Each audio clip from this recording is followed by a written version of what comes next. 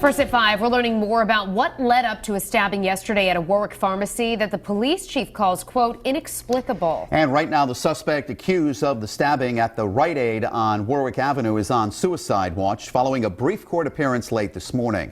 Now, new tonight, police tell us the deeply troubled suspect actually drove hundreds of miles south and hundreds of miles back to Warwick before he allegedly carried out the attack.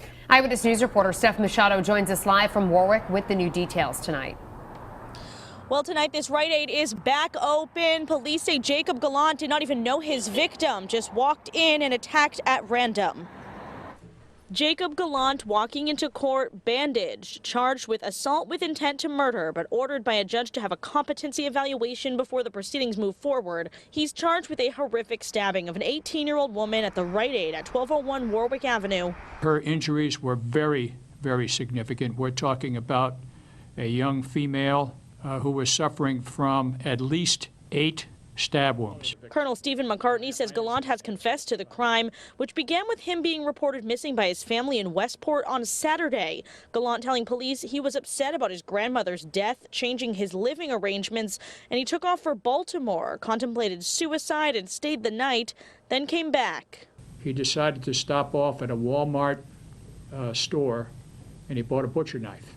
And the indication was that he was very angry, and that anybody that he came in contact with, he may do harm to that person. That person was the unsuspecting teenager working in the aisles of the drugstore. Police say she is now in serious but stable condition, and they are calling what happened to her inexplicable. Such a senseless attack on a innocent, defenseless employee of Rite Aid that he didn't know, she didn't know this guy. I mean, there's just no rationale for it whatsoever.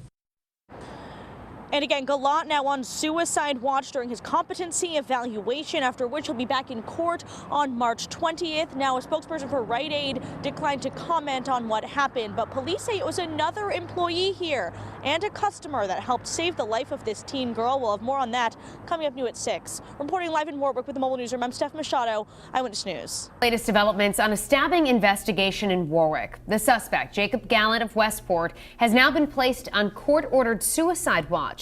Gallant was first reported missing by family members on Saturday. And on Sunday, he was accused of stabbing a teenage Rite Aid employee. New at 6, police tell us how Good Samaritans helped jump in to save the victim. Eyewitness News reporter Steph Machado was in court when he was being arraigned. She joins us now live with the new details. Steph?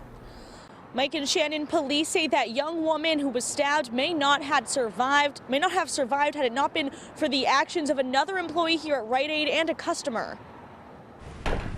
Warwick police say Jacob Gallant has confessed to stabbing an 18-year-old woman who was working in the aisles of Rite Aid Sunday afternoon. At least 8 stab wounds. Colonel Stephen McCartney says another Rite Aid employee jumped into action. He immediately heard the screaming. That co-worker plus a customer struggling to subdue the suspect. Their intervention saved her life.